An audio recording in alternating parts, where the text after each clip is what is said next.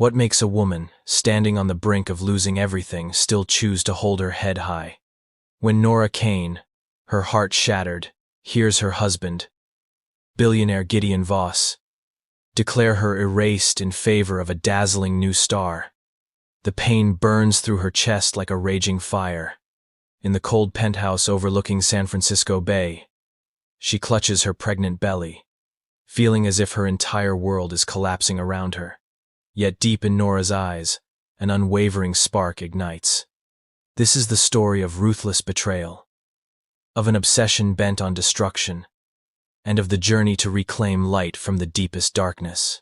Alright, before you settle in, take a sec to like the video and subscribe, but only if you're genuinely vibing with what I'm putting out here. And drop a comment below letting me know where you're watching from and what time it is for you. It's always a thrill to see who's joining us from all corners of the globe. The sunset's glow slowly drapes across San Francisco Bay, tinting the skyscrapers pink through floor-to-ceiling windows. Gideon Voss steps into his headquarters, a minimalist penthouse of exacting taste. Every line and furnishing selected with the same precision he applies to running his 36-year-old tech empire. His handcrafted Italian leather shoes glide soundlessly across the gleaming walnut floors. Each footfall seems capable of disturbing the hushed atmosphere, yet Gideon remains unnervingly composed. Nora Kane, 29, leans against the glass wall. The waning light etches tiny sparks across her face. The deep eyes of the once relentless investigative journalist now carry the weight of a woman 4 months pregnant, exhausted by carrying a life they once dreamed of together. One hand drifts to her rounded belly, a small soul she envisioned nurturing into a bright future. "We need to talk." Gideon's voice cuts through the quiet, as cold and impersonal as the billion-dollar acquisition deals he negotiates. His words hold no warmth, no tenderness. Nora turns away. Her heart lurches as dread spreads, yet fear cannot warn her in time. Gideon pivots toward the liquor cabinet, slides open its glass door, and extracts a bottle of still water. He shakes it gently, then pours into a crystalline glass. The water's steady flow echoes in the room, underscoring the invisible gulf between them. He doesn't glance back, only stares into the liquid, as if to hide his true feelings. This marriage has expired. His verdict lands like an executive order from a boardroom. No room for negotiation. Nora jolts to her feet, panic and disbelief swirling in her eyes. "Gideon, I'm pregnant. What are you saying?" Her voice trembles. Tears brim at the corners. Each utterance of pregnant should have summoned a sacred promise, but Gideon has evidently forgotten. He sips the water, gaze fixed on the distant glow beyond the glass. "Celeste Dre," he says, flat and chilling. "She is my future. Understand? From now on, every step I take is for her and her child. As for ours, I'll ensure it's cared for, like a cost that needs to be covered." The words strike Nora like a blade through the heart. She lowers her head, cradles her belly, as if holding on to the life within is her only hope. "You call our child a cost?" Her anguished shout reverberates through the luxurious, uncaring space. Gideon shrugs, as though compassion were a locked vault beyond his reach. "My lawyer will be in touch shortly. Let's keep this smooth, Nora. Don't complicate things." Nora staggers, longing to seize him, but instead clutches her chest as pain sears through her. "Don't you think about how I feel? Or how our child feels, as a father?" Her voice cracks, tears tracing down her cheeks. Gideon turns away, silhouette rigid against the polished floor. He curls his lips in an expression programmed for boardroom crises, not human suffering. "Life waits for no one, Nora. My decision is final." Silence falls so taut that Nora can hear the courtroom clock ticking. Before her stands the man who once commanded the world's respect, now a stranger driven by ambition that brooks no love or family ties. She lifts her chin, iron resolve gleaming through her tears. You won't get away with this, Gideon Voss. If you think a divorce decree and a financial arrangement are enough to extinguish love, you're gravely mistaken. I will fight for our child. Gideon hesitates, as if hearing a challenge far removed from any balance sheet. Then, without another word, he walks toward the door, leaving Nora alone by the window. Beyond her, the sunset bleeds crimson across the bay, a blaze of hope and hurt that refuses to fade. In just 24 hours, every trace of Nora Kane in Gideon Voss's penthouse vanished, as if she had never existed. The next morning, she woke to her phone screen displaying account access temporarily suspended. Moments later, an email from Voss Tech Security informed her that her elevator and apartment keys had been deactivated. She was reminded to return the spare keys by 8 p.m. Everything unfolded automatically, impersonally, coldly efficient, like a hacker's kill switch. No warning, no justification. By midday, a team of professionals in dark uniforms arrived, armed with cardboard boxes and plastic bags. They unmounted each wedding photograph from the walls, meticulously packed her personal belongings as though reclaiming a defective shipment. Nora sprinted forward, voice urgent. Wait, what am I supposed to do? But they stared past her with blank indifference, continuing their work as though she were invisible. Every book, every porcelain cup, every tiny keepsake was catalogued and boxed without omission. Now, clutching 2 rolling suitcases and a hefty check from her friend Leila Morenoa, freelance artist in Oakland, Nora, stood motionless on the Market Street sidewalk. In the distance, the Voss Tech Tower still glittered, a reminder that power and wealth lay only blocks away. The building's doorman, who once greeted her as Mrs. Voss, now passed without so much as a glance, his eyes as cold and impersonal as a mailed invoice. Grief crashed over her like a tumbling tide, sweeping away the one support she knew.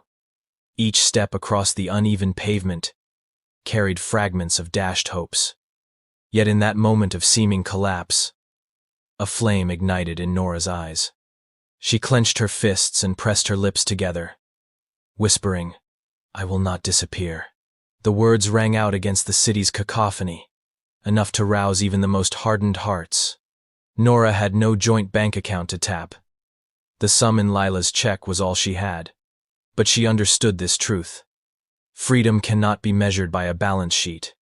With every heartbeat and every breath, she reaffirmed her will to survive. She wouldn't permit Gideon's power to erase her achievements, her love, or her faith in herself. As the sunset began to set the sky ablaze, Nora hoisted her suitcases and headed for the BART station. Each step was a declaration. A 4-month pregnant woman, freshly deprived of financial security, ready to fight. She would find a new apartment, even a modest one, would suffice to tell her story. She would resume writing investigative pieces this time, on a topic hotter than any scandal.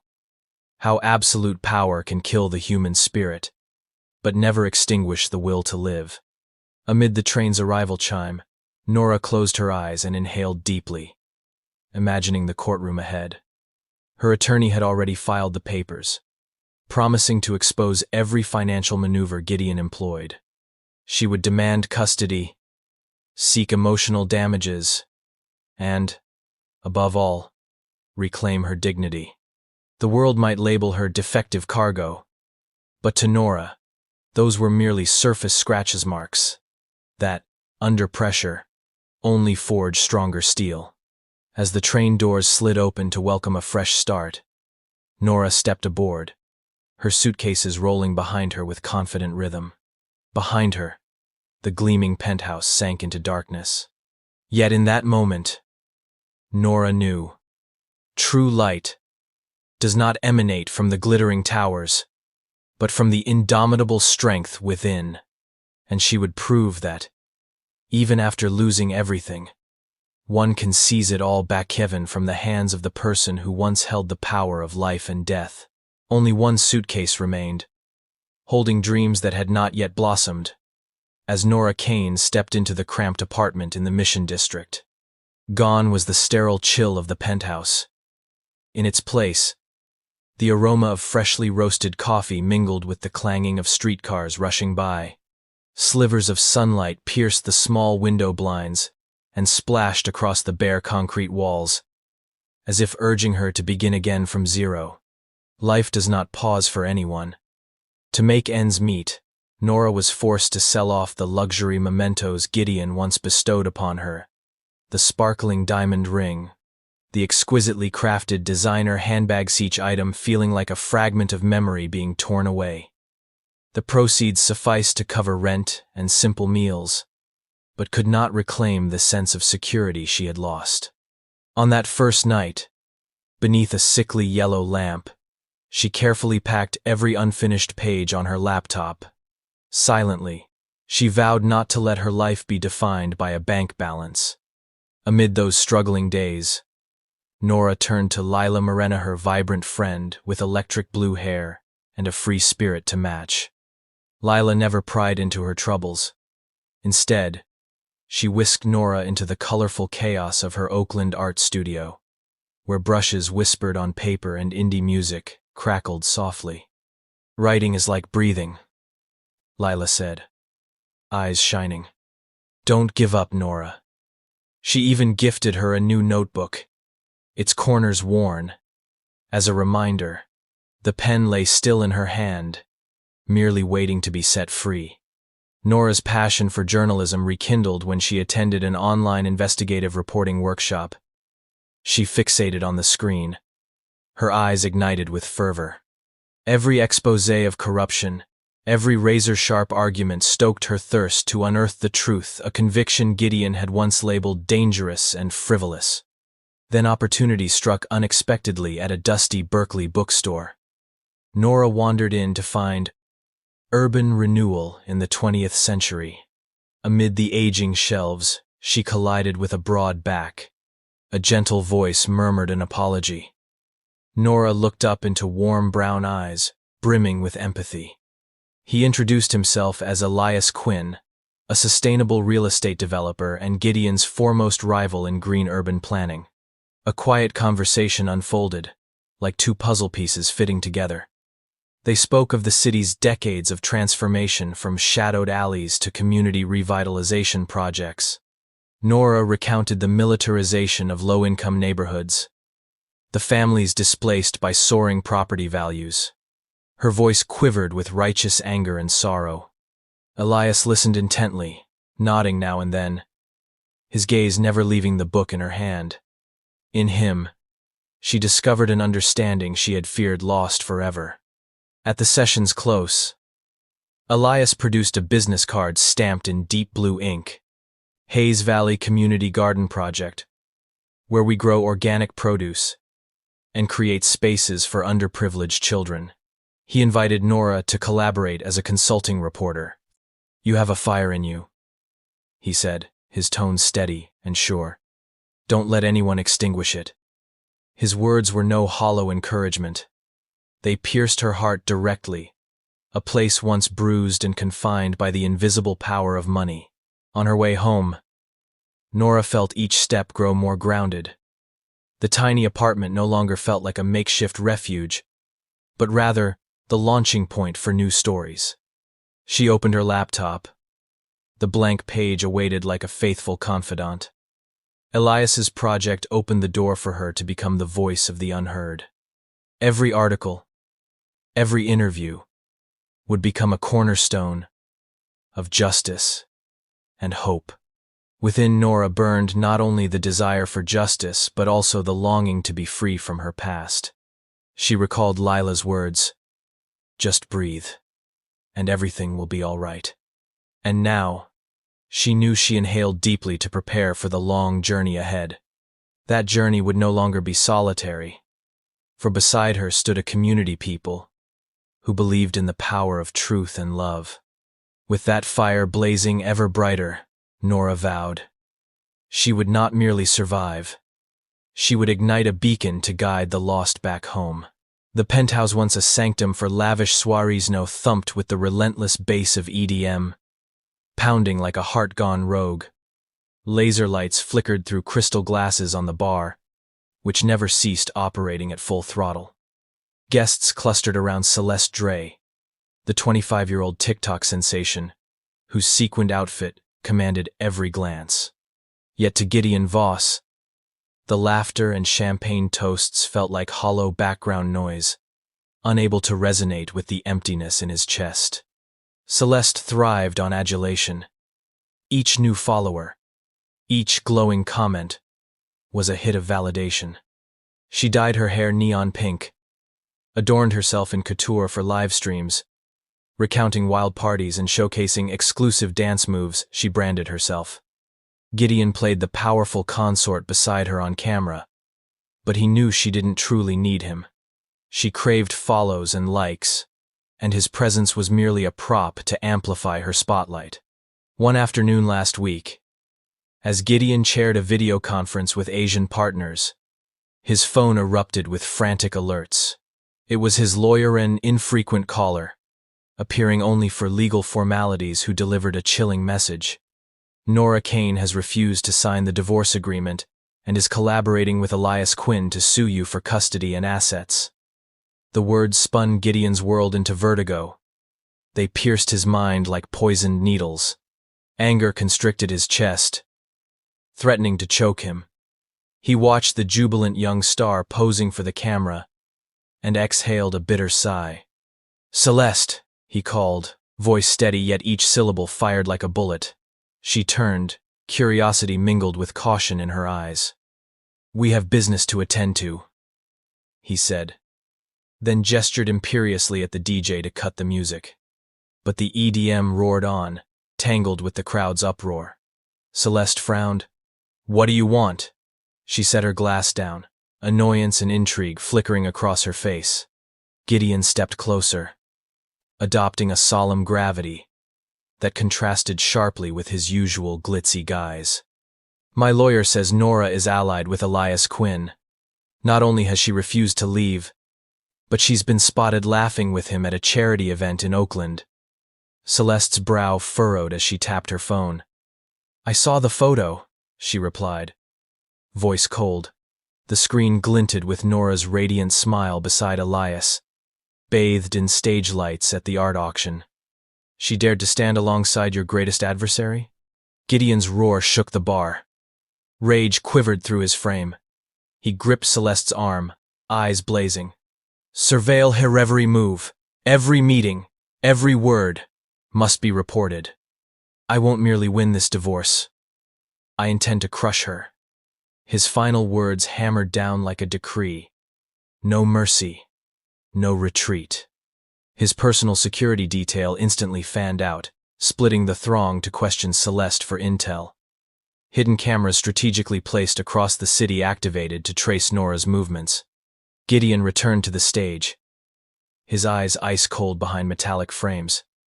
The party resumed, but his mind was consumed by vengeance. The music pulsed, but to him it served only as a prelude to the battle ahead. When the bass finally subsided at dawn and laser lights blinked out, Gideon remained alone in the bar's shadows. Silence echoed his emptiness, punctuated only by the blade-like vow in his heart. Nora Kane will find no refuge in the world he controls. He would deploy every asset, money, influence, legal maneuvers, and his network to extinguish her spark. For Gideon, defeat was anathema. And above all, he could not abide anyone's joy, surpassing his own least of all the woman who once called him husband. Nora poured her heart and soul into the West Oakland Arts Centera space she and Elias envisioned as a haven for young creatives hungry to express themselves. Every morning, she settled at a small wooden desk in the makeshift office adjoining the studio, powered up her laptop, and let her fingers dance across the keys as she crafted her first article about the project. She chose an unpretentious headline: West Oakland Creative Hub, a doorway to tomorrow. Her opening line captivated from the outset.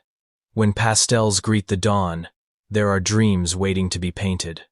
She spent her days seeking out local artists, from graffiti painters whose hands bore ink-stained stories to street musicians whose melodies once echoed beneath freeway over Pasesto. Listen to their journeys and invite them aboard.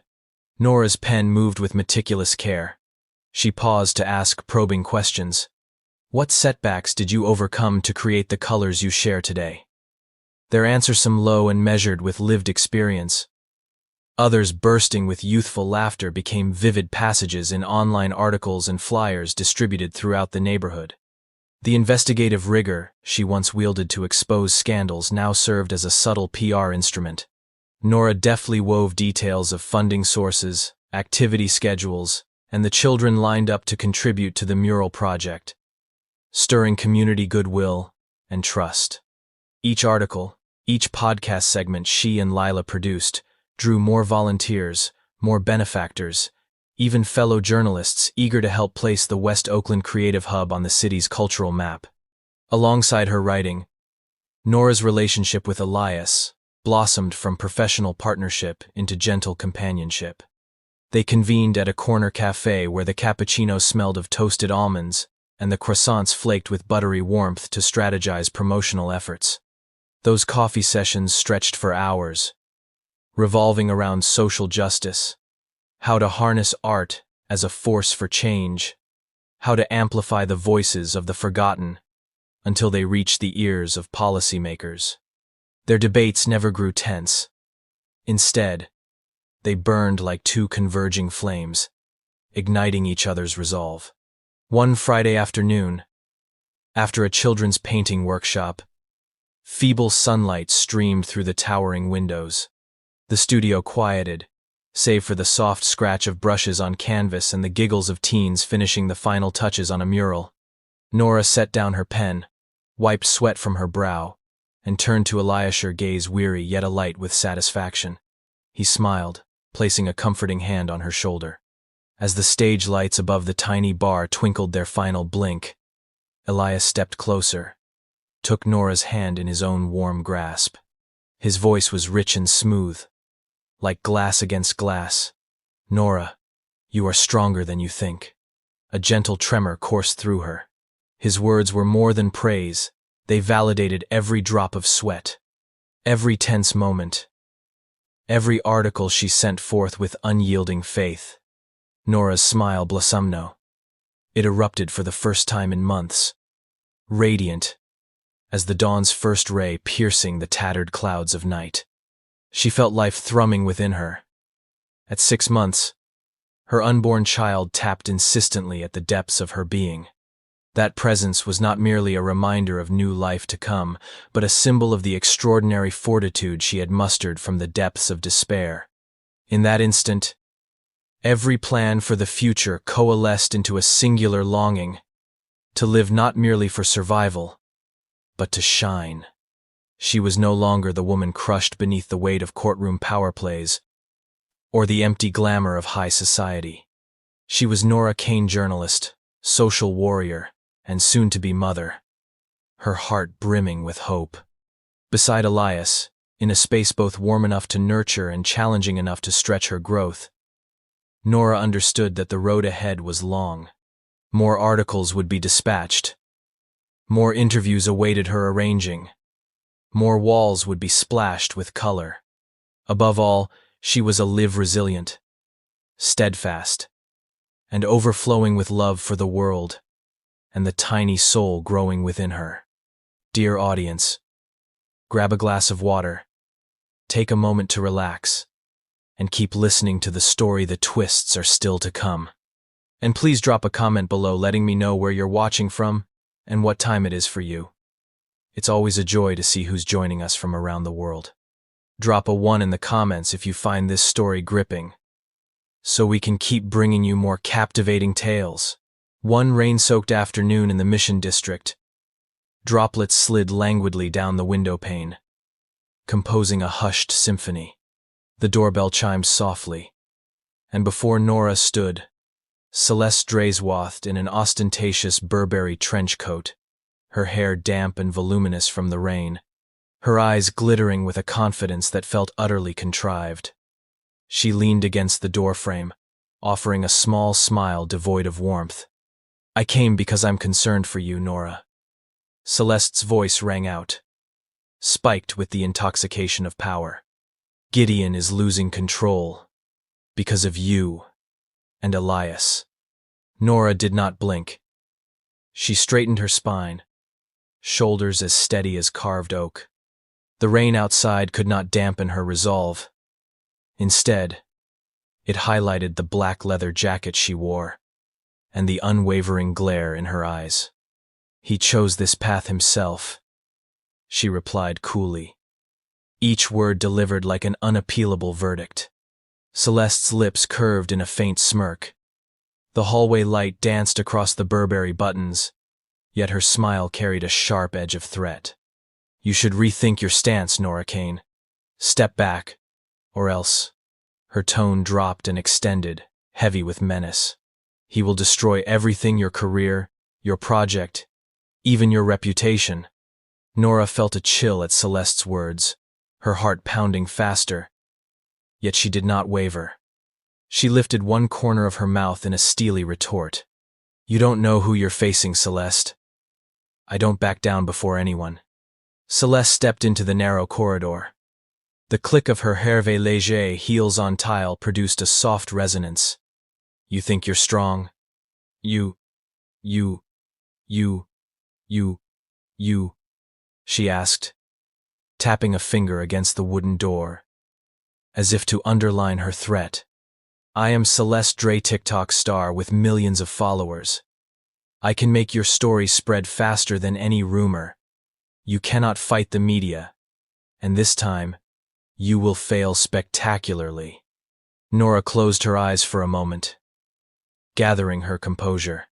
Everything she had built, their community center, her hard-won credibility, her bond with Elias could crumble with one viral trend. But she exhaled deliberately, opened the door, and spoke in a voice of iron. "Go ahead and try, Celeste, because I have proof you are far more than a social media personality, and Elias's detective is recording every word of your threats right now." Celeste froze, mouth rounding in shock, her eyes widening in panic. Before she could react, Nora pressed play on her phone. The detective standing behind the next building, a covert camera slung over his shoulder, a boom mic capturing Celeste's voice. In the recording, Celeste's threats boomed clear. "Step back, or he will destroy everything." As the playback ended, Celeste's lips trembled. Millions of loyal followers could not erase the evidence of her intimidation. Her facade of power shattered like raindrops against a fogged window. The hallway fell silent, save for the steady patter of rain and the erratic rhythm of Celeste's pounding heart. She removed her scarf, her hands trembling as they clasped together. You can't do this," she stammered. "I am a star, you have a reputation." Nora offered no reproach.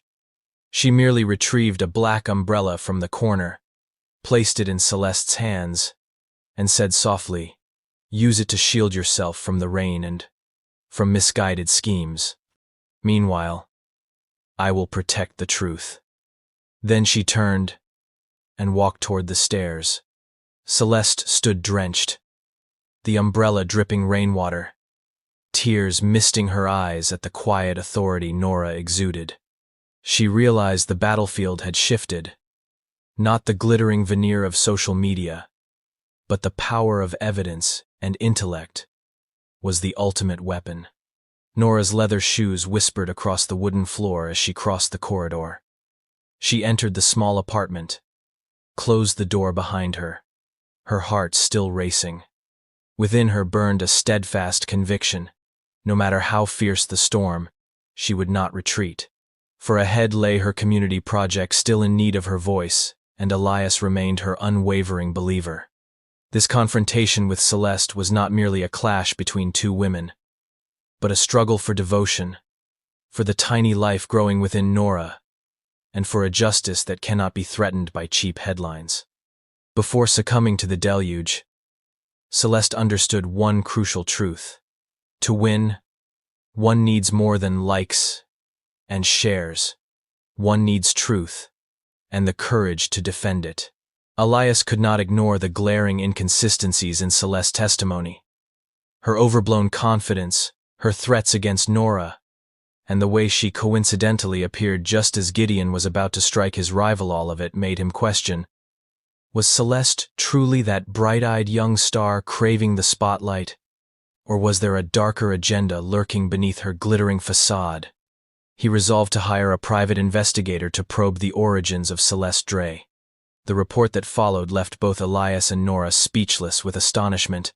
Celeste Dre did not exist in any civil, educational, or professional registry.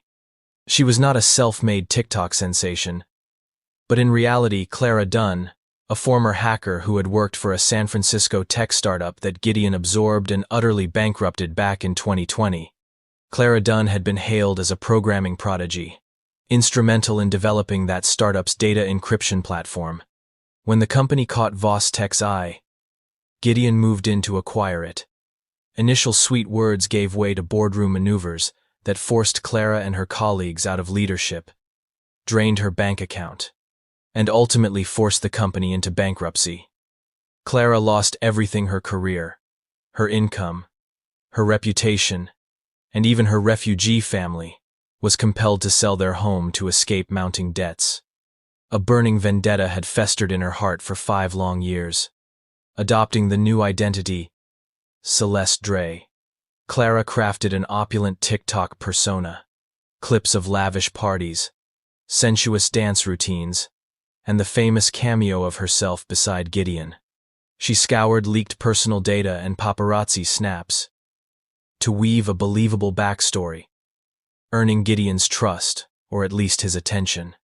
Step by step, she infiltrated his life, provoking his jealousy and fueling a bitter feud with Nora.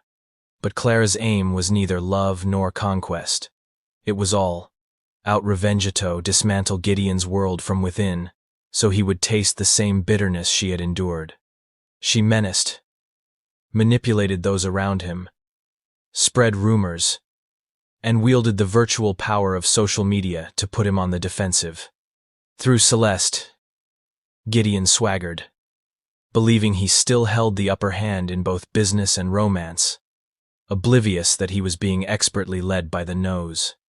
Once the truth of Celeste's real identity emerged, the entire playing field shifted. Nora, once cast as a helpless victim to Gideon's unchecked might, now held the key to justice. Clara's bankruptcy filings, the hacker's logs, and a recorded confession. No longer merely reacting to her adversary's blows, Nora took the initiative. She contacted her attorney, compiled the evidence, and prepared to sue Celeste alias Clara Dunn for impersonation, threats, and malicious destruction of her reputation and emotional well-being. Yet for Nora, taking legal action against Clara was just one step in a grander strategy. She presented the dossier to Elias, and together, they urgently mapped out a plan to unveil the truth.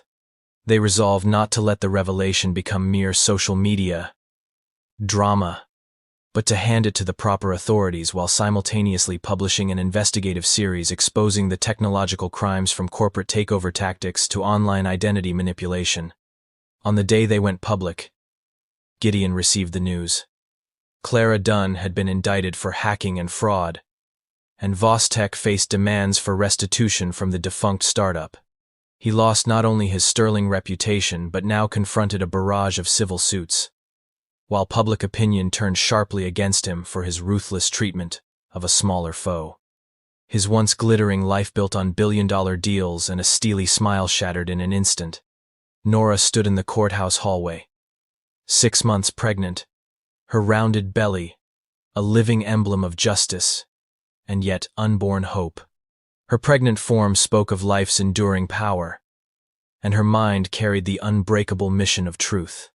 From victim, she had become an architect of justice, proving that in the battle between power and integrity, there is no refuge for the hidden hand behind social media's mask. And so the cycle of revenge reached its end by the very weapons Clara believed she commanded. Social networks and technology now turned against her to expose her crimes. Nora, as both witness and storyteller, led the revival of justice's wheel, demonstrating that truth, no matter how deeply buried, will always rise and triumph. In courtroom 12 of the San Francisco Superior Court, the public gallery was packed. Journalists, attorneys, Nora's friends, and even investors keen on the clash between two tech titans. Overhead fluorescent lights slanted through the floor-to-ceiling windows, reflecting off the stark concrete walls and dark wood benches, underscoring the gravity of this custody battle. Nora Kane, 6 months pregnant and encased in a tailored dark suit, sat upright beside her counsel, her gaze unwavering as it fixed on her estranged husband Gideon Voss, whose face betrayed a rare fatigue. When the judge rapped his gavel to commence, Marisol Vegan, accomplished, sharp-witted, Latina attorney, rose and stepped to the podium. She placed her file before the court and glared across at Celeste Dre seated among Gideon's supporters. "Your Honor," she began, each syllable crisp. "The actions of Miss Dre, who is, in fact, Clara Dunn, far exceed mere personal threats. She has weaponized her social media persona to intimidate my client, pressuring Miss Pieces Kane to withdraw from these proceedings." Marisol flipped through her documents, brandishing a collection of emails and audio recordings, and to forfeit her custodial rights. The courtroom fell silent as the recordings played, Celeste's raspy voice issuing dire warnings. "Step back, or I will destroy everything: your career, your project, your reputation." Her threat echoed in the hushed chamber. Marisol lifted her head, her steely gaze as sharp as a blade. "Your Honor, this conduct transcends impersonation. It amounts to systematic intimidation intended to instill fear and coerce compliance." Summoned to testify, Clara Dunstill, decked out in the flashy attire of Celeste Dre, approached the stand, sweat beading on her brow, her hand trembling around the microphone. Dozens of cameras swiveled toward her. Reporters gripped their pens in anticipation. Clara lifted her tear-filled eyes. I wanted Gideon to pay," she blurted, voice cracking. "He ruined my life. My startup collapsed. My bank accounts drained. My father, the only one who believed in me, died under crushing debt. I lost everything. I've lived in hatred for 5 years." The courtroom quivered. Nora pressed her lips together, never diverting her stare from Clara. The judge rapped gently for order. Clara inhaled shakily, tears streaming as she confessed her entire scheme: fabricating Celeste Dre, orchestrating the love triangle narrative with Gideon, and spreading rumors to manipulate him as she saw fit. When Clara uttered her final cry, "I only wanted him to hurt as much as I did," Nora rose, her voice resounding through the courtroom. "I refuse to be a pawn in your game, Clara," she asserted, her tone resolute. "I love Elias Quinn, and I carry his child, not because of some plot you concocted.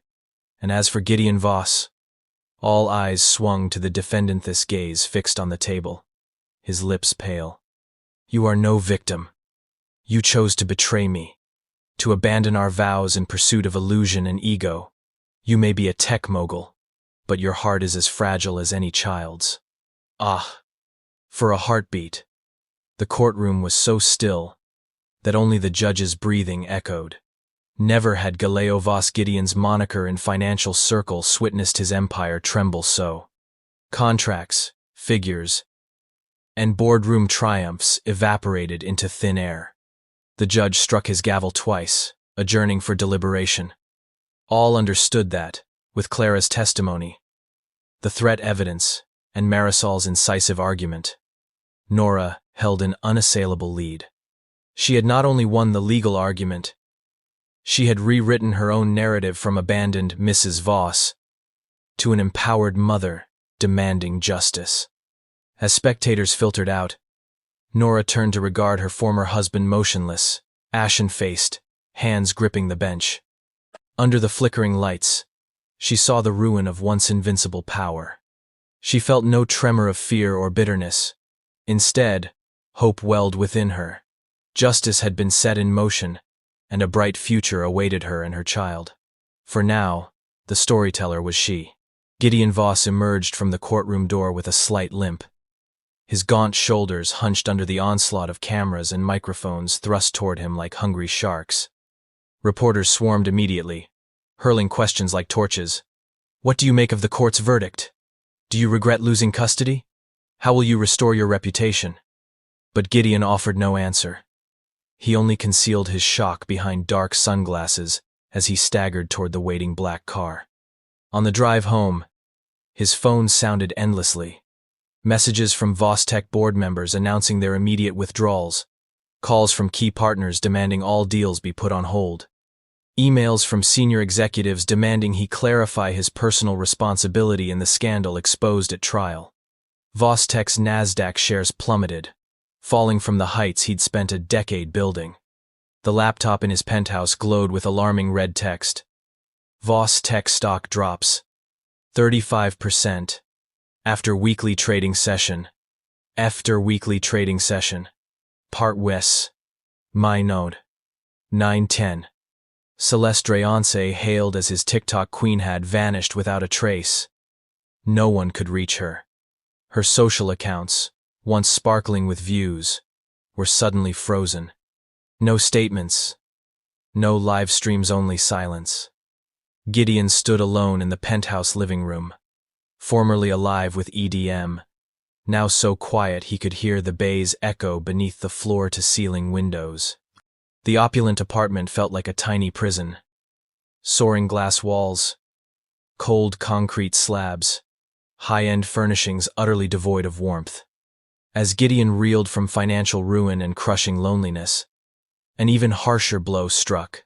The medium exposé, From Penthouse to Pit, The Truth About Vostech and a Cruel Marriage, authored by Nora Kane, detonated like a social media bomb.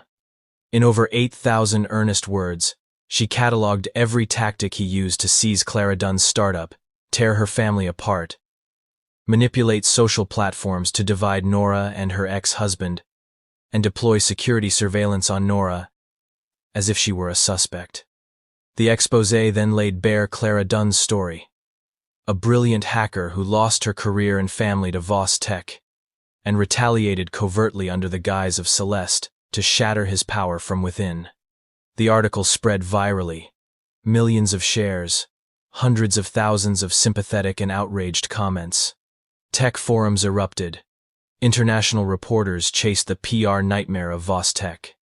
Meanwhile, Nora's personal blog traffic skyrocketed, cementing her reputation as an uncompromising investigative journalist. The biting subheadline, "When Power Meets Justice, Who Truly Prevails?" became a trending hashtag on Twitter. Gideon, slumped on a dark leather sofa, stared numbly through the vast window. Below, the bay shimmered in the twilight, as if awaiting the return of its ruler. But he now understood he had lost more than Nora, his would-be mother of his child. He had lost his very humanity. Numbers, contracts, record revenues of Vostech, all rang hollow against the public unveiling of his ruthless truths. One last time, Gideon pressed his hand to the desk where Nora's article still glowed on the open laptop. Each sentence, a blade to his pride. He closed his eyes and drew a long, weary breath, the exhausted inhalation of a man who once lorded over the world. In that painful instant, he realized what wealth and power could never buy: love, honor, and above all, the right to be called human. The penthouse chilled further as the lights flickered out. Below, the bay remained vast and silent, reminding every conqueror that the greatest reward lies not atop the peak of power, but within a heart that honors truth and compassion. And Gideon Voss, with all his billions, recognized at last that he had truly failed at the most crucial starting point: his own humanity. Nora Kane closed the darkest chapter of her life with tears of joy as she cradled her newborn daughter to her chest. She named her Aurora Dawn, but affectionately called her Rory. Rory was born in a quaint house by the Sausalito waterfront. Its warm, red-tiled roof mirrored in clusters of blazing red poincianas. This was no longer a cold penthouse refuge, but a loving home, where Nora and her new husband Elias Quinn nurtured their family day by day. After that life-and-death court battle, Nora refocused her life on a mission far greater than herself. She founded a nonprofit called Lotus Blossom, dedicated to helping women escape domestic violence and emotional abuse. Lotus Blossom's small office sat beside the Sausalito ferry pier, where cobalt and orange buoys dangled on wooden beams, symbolizing battered vessels seeking safe harbor. Every day, Nora and her team of volunteers ran legal aid clinics, handcrafted art workshops, and yoga classes to restore survivors' confidence. Though only a few months old, Rory was named Honorary Deputy Director. Her radiant smile drove every woman who walked through those doors to stand taller on their journey to renewal. Elias, the companion who had fought alongside Nora through every legal skirmish, now devoted himself to their daughter's care, as if she were his own flesh and blood. Each morning, he strapped Rory to his chest and sang lullabies in time with the bay's gentle waves.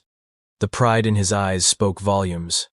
The girl who once trembled before a tech titan's power had become the architect of a network of compassion that spanned the bay. One late autumn afternoon, while Nora spoke alongside psychologists at a community forum, a letter arrived from Gideon's former attorney. Its italicized script read, "Gideon Voss requests to meet Rory." Her heart skipped a beat. Memories of prior threats and suffocating darkness surged back. For a rare moment, anger, suspicion, and doubt roared within her. Yet that tempest wasn't enough to shake her resolve, to forge her grief into acts of healing. Rather than reply to that plea soaked in old wounds, Nora signed a directive transferring Gideon's entire trust fund for Rory millions of dollars into the Lotus Blossom Endowment. She transformed the legacy of the man who once shattered her happiness into the lifeblood sustaining countless lives, a beacon of hope for thousands of women still trapped in shadows. Every dollar ignited a spark of freedom, guiding them out of despair. Soon after, at an outdoor fundraiser in Golden Gate Park where cicadas chirped and golden light shimmered across the lake, Nora was invited onto the stage. She held Rory, plump in a floral sundress, before hundreds of admiring faces. A spring breeze rustled the ginkgo leaves overhead, urging her to continue the tale. Nora looked up, her voice ringing clear across the lawn. There are children who grow up in fear. There are women who thought the world had closed its doors on them. But today, we stand together to prove that suffering does not define our future. Rory embodies a new beginning. Each day my daughter and I live, and each woman we help is a declaration that true strength lies not in power or wealth. Thunderous applause rolled across the crowd like distant thunder. The live stream counter spiked to tens of thousands watching, hundreds of thousands sharing within minutes. And in a seaside cafe, Gideon Vossonce, the center of his own universe, watched in silence. His hollow eyes and gaunt frame, usually clad in gleaming suits, now banked in a simple dark sweater, betrayed him. A single tear escaped as he heard Nora's closing words. And when we rise together, no one can extinguish the light within our hearts. Gideon need not barter for Nora's forgiveness. She demanded no apology to release her from the past, for she had become her own, light-free, strong, and full of hope. Rory dozed in her mother's arms, a gentle smile on her face, as though she understood every note of her mother's song. Nora Kane's story stands as proof that extraordinary power lies in courage, rising from the ashes, transforming pain into hope for many. If this journey from darkness to light moved you, please hit like, share with those who need inspiration, and subscribe for more profound stories of the human spirit. Thank you for watching.